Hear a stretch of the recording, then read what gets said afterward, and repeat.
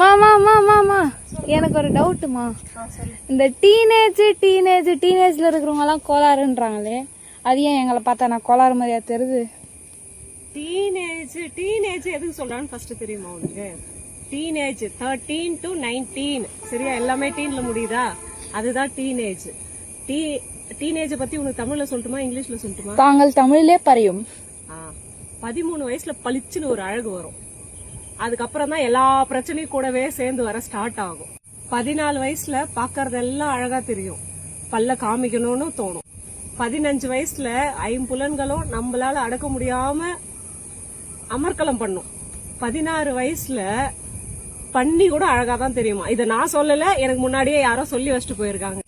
17 வயசுல இருக்கிற ஏழ்றையெல்லாம் நாமளா வீட்டுக்கு கூட்டிட்டு வந்துரும். 18 வயசுல ஹெலிகாப்டர்ல பறக்கிற மாதிரி தோணும், எருமை கூட அழகா இருக்கிற மாதிரி தோணும், மனசெல்லாம் பட்டாம்பூச்சியா பறக்கும். 19 வயசுல நவகிரகங்கள் எல்லாம் சேர்ந்து. நவகிரகமா?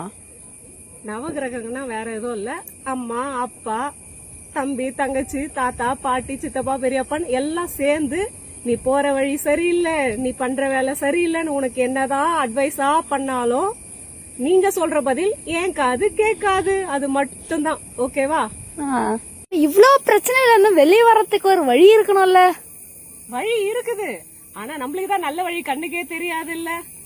ஐம்புலன்களையும் அடக்கி ஆசிரியர் சொல்றதெல்லாம் கேட்டு 7 நாளும் படிச்சு, வாரத்துல 7 நாளும் ஒழுங்கா படிச்சேன்னா உன்னை வெல்றதுக்கு உலகத்துல ஆளே கிடையாது.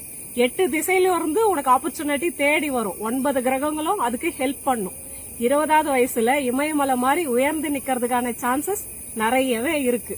இது கரெக்டா இருந்தா கமெண்ட் பண்ணுங்க. அங்க சுத்தி இங்க சுத்தி கடைசியில படிப்பு தானா? ஐயோ, இப்போ நான் சொல்றது உனக்கு கசக்கும். இப்ப நீ அது கஷ்டமா தெரியுது பாரு, இதுக்கு பேரு தான் டீனேஜ். சரியா? என்ன சொன்னாலும் மண்டையில ஏறவே ஏறாது. அனுபவிச்சு வா வெளியில. பாய்.